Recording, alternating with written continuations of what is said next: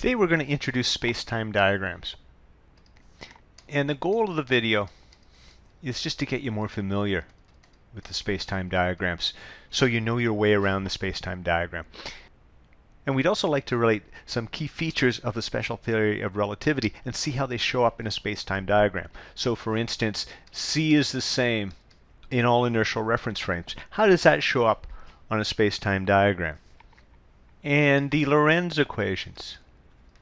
How are they related to a space-time diagram? And then once you're more familiar, we're going to keep coming back to these space-time diagrams. The visual representation will make your understanding a lot more robust as we look at different phenomena in relativity. Let's begin by drawing our first ever space-time diagram. So we're going to start by doing a position time graph. But we're going to make a subtle little change because we're going to put time on the vertical axis and position on the x-axis. Now, why do we do that? No real reason, but when we do typical kinematics, we put time on the horizontal axis because it's the independent variable. Position depends on time. But when we do relativity, time is no longer absolute. So time is no longer the independent variable. And so there's no preference whether we put it on the horizontal or the vertical. And just to kind of remind ourselves of that, we put it on the vertical. So let's begin by drawing the path of, say, a photon of light. Now, of course, light goes really, really fast. So if we choose our scales wrong, our beam of light would just kind of run along the x-axis. We're going to choose our scale like this. For our time, we're going to go 1 year, 2 years, etc. Or it could be 1 second, 2 seconds. And for our positions, we're going to go 1 light year, 2 light years, 3 light years, etc. So in 1 year, light will travel 1 light year. In 2 years, light will travel 2 light years.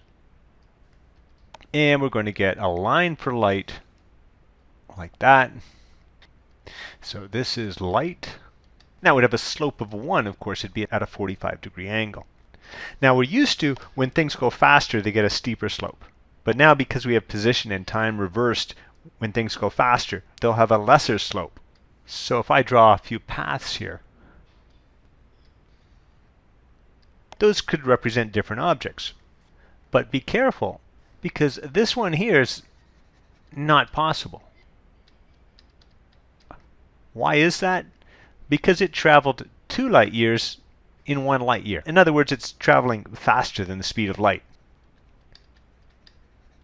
And this one with the lesser slope, it's actually traveling faster than this one here with the higher slope. Once again, because we have the position and time axis interchanged.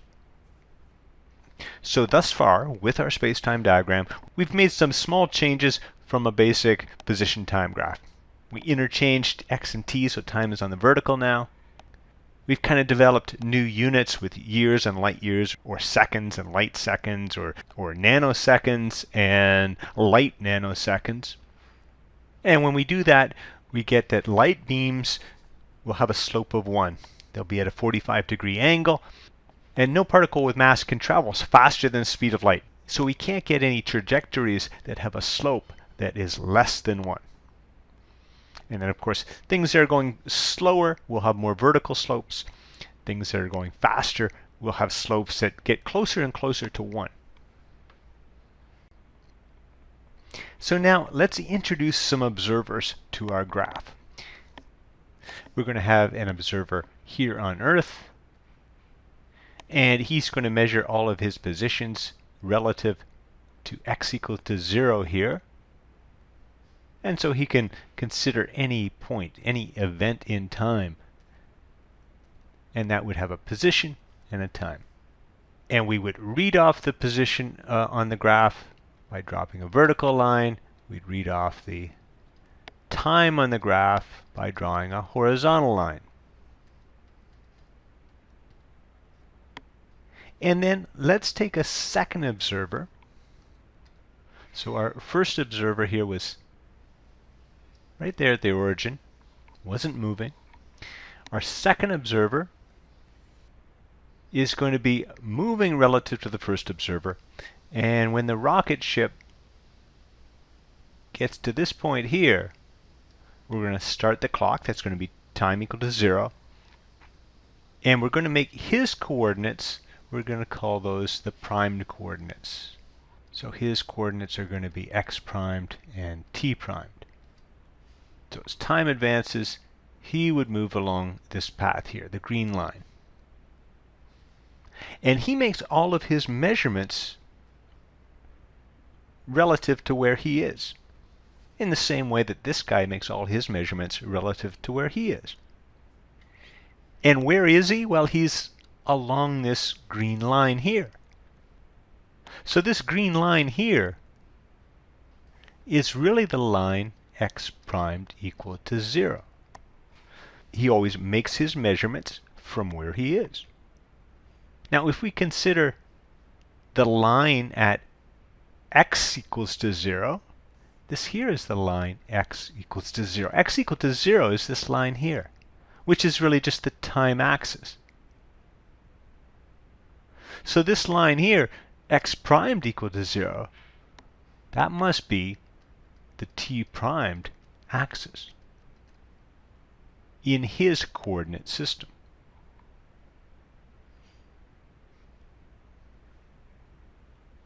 So we know this green line here is the time axis for our moving observer. So we've got the time axis. We'd really also like to get the position axis for our moving observer. And I would suggest then it's going to be about like this. So this would be the x primed axis. That is where t primed equals to 0. And I've tried to draw it such that this angle here, we'll call that theta, is the same as this angle here. And the reason I wanted that is because both observers have to give the same speed for light. And because the path of light is exactly halfway in between the t primed axis and the x primed axis, and exactly halfway between the t axis and the x-axis, then if I pick out any point here on this light axis, because light's exactly up the middle here, I should get the same ratio of x primed to t primed as I do x to t. So the speed of light would be the same from both reference frames, and that's our second postulate. We've got to satisfy that. So both frames get the same speed for light. Really, you can just see it from the symmetry in the situation.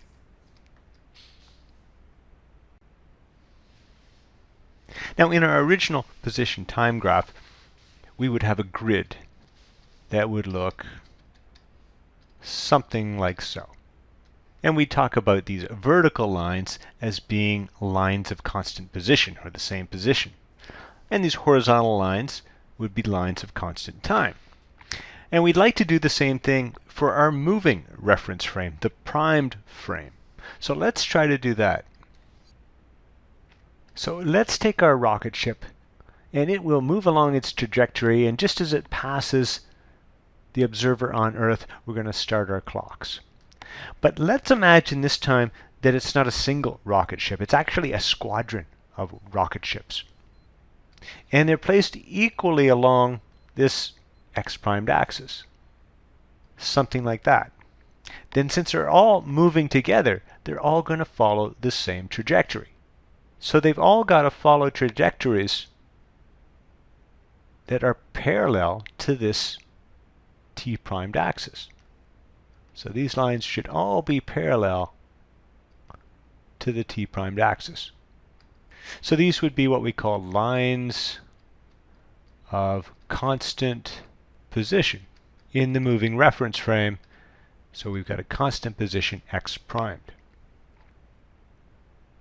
But now let's allow a certain amount of time to advance.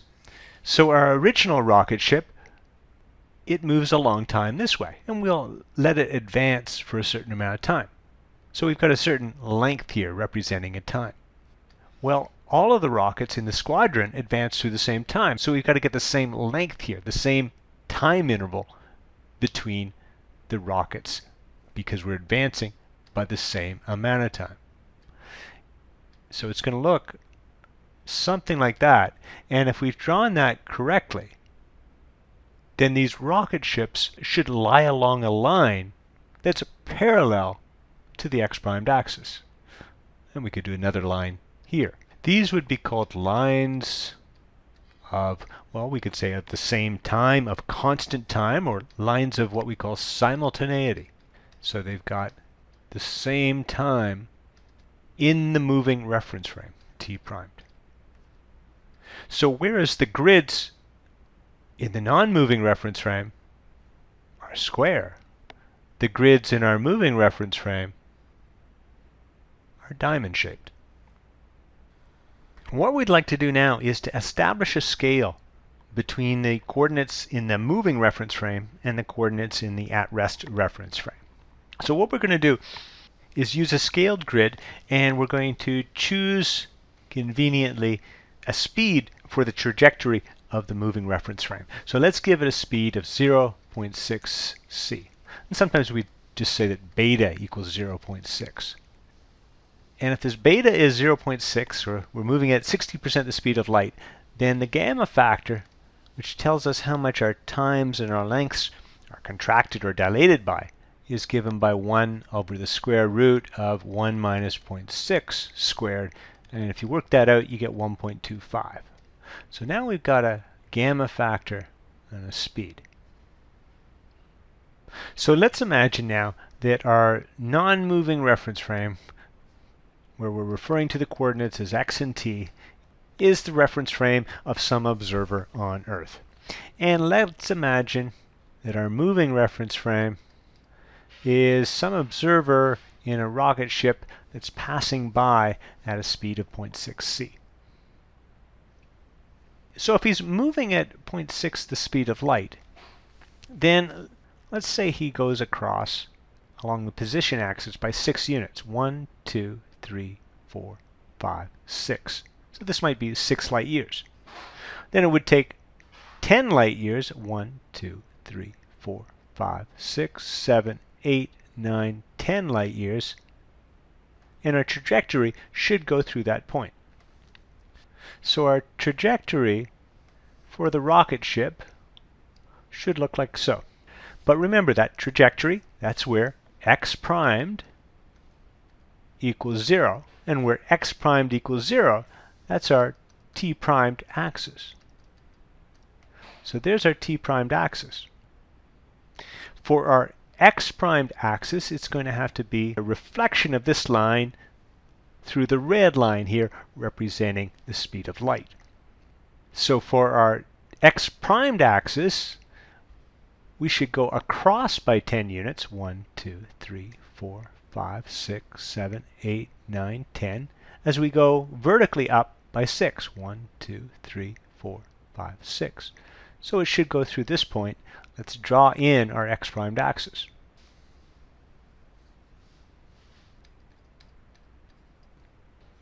So now let's establish a scale relationship between our time axis in the Earth reference frame and our time axis in the moving reference frame. We'll make a mark here, and we're just going to say that that represents a reading of 1 unit of time along the t primed axis.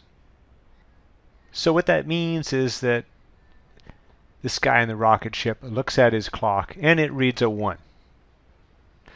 Now the guy on the Earth would say, hey dude, your clock is running slow. In other words, his time is going to have to be a longer amount of time. And it's going to be longer, of course, by a factor of gamma. So t must be equal to 1.25 times 1, or just 1.25. So the time reading for this event here, the clock striking 1 in the moving reference frame, has to be gamma equals 1.25. So that really establishes a scale between the t-axis and the t-primed axis. And we can use the same reasoning to find the relationship between the x-axis and the x-primed axis. So let's call this point right here 1. 1 unit of distance. So we can imagine our observer having a meter stick here. The far end of the meter stick would be at x primed equals to 1 meter. Now the guy on the Earth, he says your meter stick is too short. So his reading would read longer, and of course it's going to read longer by a factor of gamma. In other words, his reading for the end of that meter stick is going to be gamma times 1, or 1.25. So once again, the reading of that event in the x-framed is going to be at 1.25 here, or in general, by gamma. So now we've established our scale relationship. And once we've got that scale relationship, then any point here can be read in both reference frames. And we call that point an event. So in the Earth reference frame, we would draw vertical and horizontal lines and read off the values t and x. So we'd have an x and a t for that point. In the moving reference frame, to get an x prime point, we have to go with a line parallel to the t primed axis. So it would give a value of x primed here. To get the t primed value, we've got to draw a line that's parallel to the x primed axis, which should be approximately like that, and that would give you a t prime value. So you're going to have a x primed and t primed coordinates for that point, or that event, and you're going to have x and t coordinates for that same event. Now I wanted to make a point about the speed of light when we're using these special units in our graph. So here's our graph, and we said, okay, we have time on the vertical, position on the horizontal, and we might go up 1, 2, 1, 2, 3, and we could have time units of, say, minutes or years or whatever. Let's say we're using years. Then our distance unit would be light years, c years, and after 1 year, light would travel 1 light year. After 2 years, it would travel 2 light years, and you'd get this line for the trajectory of light with a slope of 1. Now the speed of light is going to have to equal distance over time. So let's say 3 c years divided by 3 years would give you 1 c. So the speed of light is equal to 1 with units of c, which is to say the speed of light in units of the speed of light is simply 1. But that's kind of critical, that we're ultimately getting c equal to 1 when we're using these units. Now if we take this a little farther, what you'll often see on these space-time diagrams is they'll change the variable from just t to c times t, which of course is going to change the units here to c years. It's not going to change these numbers here because c is 1. Right? We're not multiplying by 3 times 10 to the 8th. In the units that we're using in this graph, c is 1. So these numbers remain the same. And this tends to be preferred because now we have the same units for our distances for space as we do for time. And that's why we're calling it space-time, because space and time are merged together. They're entangled together. They're the same sort of stuff, and therefore should have the same units. And when we use our vertical variable as c times t, then we get the same units on both axes.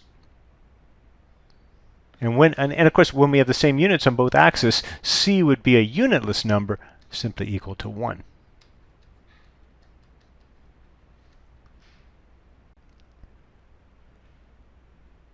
So I cut out a small portion of our last graph so that we could focus in on, let's say, this point here. And what we want to do is verify that we get the same transformation values when we use the graph as we do with the Lorentz transformations. So let's just put a little more of our scale in. If this here is 1.25, that means each one of these grids is worth 0.25. So this would be 1.75, and the same thing over here, 1.75, 0.5, 0.25. So now for my xt values off the graph, the x value coming down is 0.75. And the t value moving across would be 1.25. And then from the graph, my x primed and t primed values, well, this is the t primed axis. And anywhere along that t primed axis, x primed has to be 0. So x primed is 0. And since it is along the t primed axis, we can simply read off the t prime value, and that's 1. So t prime will be 1. Let's see if we can verify those answers using the Lorentz transformation equations. So let's substitute in x primed should be equal to gamma, which is 1.25, x, 0.75, minus vt. V is equal to 0.6 times the speed of light. But remember, on this graph, c is equal to 1. And then we've got to multiply by the time. T was 1.25. So you get 1.25. I think you'll find 0.6 times 1.25 is 0.75. So we're going to get 0.75 minus 0.75 inside the brackets. So we get a value of 0. And those agree. They're the same. Let's check it out now with the t primed equation. Gamma is 1.25. T is 1.25 as well. V is equal to 0.6 times c, but c is 1, so I'm going to forget it. I'm going to forget about the c squareds on the bottom because they're equal to 1. And then we've got an x here. X was 0.75. So we get 1.25 minus 0.45, which is 1.25 times 0.8, which is exactly 1. Let's check that that's true. The graph had predicted t primed is 1, and our Lorentz equation got t primed equals to 1. So we verified the scale on our graph using the Lorentz transformation equations. In our introductory video, we said that if we had an observer on the Earth and he could see the clock on the spaceship here, he would say, as he looked in this direction, your clock is running slow. And we've already kind of verified that with our space-time diagram. So the clock on the spaceship, that's spaceship time, let's say it's reading 1. Then the corresponding time for that event, the clock hitting 1, would be 1.25. So clearly the Earth observer says your clock is running slow. Now in the introductory video, we also said that if the guy on the rocket ship can read the clock on the Earth here, he would say the same thing. He would say your clock runs slow. So we have kind of a symmetrical situation, and the question is, does that get represented on a space-time diagram? Well, let's have the clock strike 1 o'clock. That's our event. The clock strikes 1 o'clock on Earth. Here's our time axis. That's 1.25. So 1 o'clock would be right here. Now, to find out where that occurs in the moving reference frame, we need to draw a line that's parallel to the x-primed axis here. So we need a line that looks something like that. So these two lines are parallel. And where it hits there, that would be the t-prime value. And since this is 1, it looks like we're about 80% of the way to here. And if we used a ruler and everything, we would find that it landed here at 1.25. So when this clock reads 1, the guy in the spaceship records a time of 1.25. And he can make this statement, your clock runs slow. So the fact that the two observers see each other's clocks running slow is verified on the space-time diagram. Okay, let's quickly summarize the key features of the space-time diagram. We put position on the horizontal axis, we put time on the vertical axis, but we'd actually prefer our vertical variable to be c times t, where c is equal to 1 in the units that we're going to use. And the units that we're going to use for time, it would just be years, say, and then you got to multiply by c because that's in the variable, so we'd call that c years. And similarly for position, we would use c years for our distances. Using that system, the trajectory of light would be a line of slope 1, and our t-primed axis would be the same as the trajectory of our particle. So wherever our particle is, that's where x primed equals 0. And wherever x primed equals 0, we call that our t-primed axis. The x primed axis is just going to be a reflection in the red line for the path of light. So along this line, we've got all the points where t primed is equal to 0. And this would be what we call our x primed axis. We established a scale, and we saw that where we've got a 1 along the t primed axis, that would give a reading of gamma along the time axis. And similarly, where we've got a 1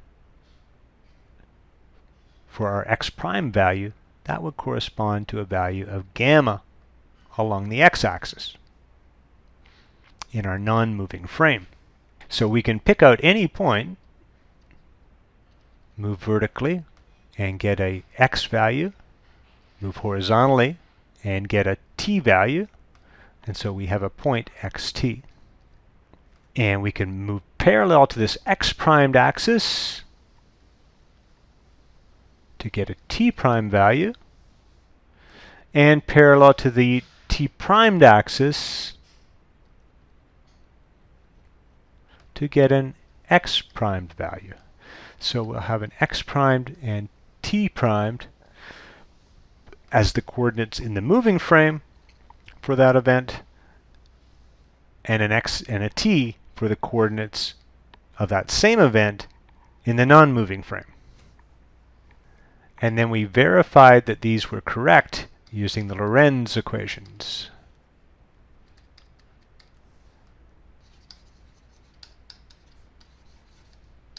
And that's all for today, folks. Thank you very much.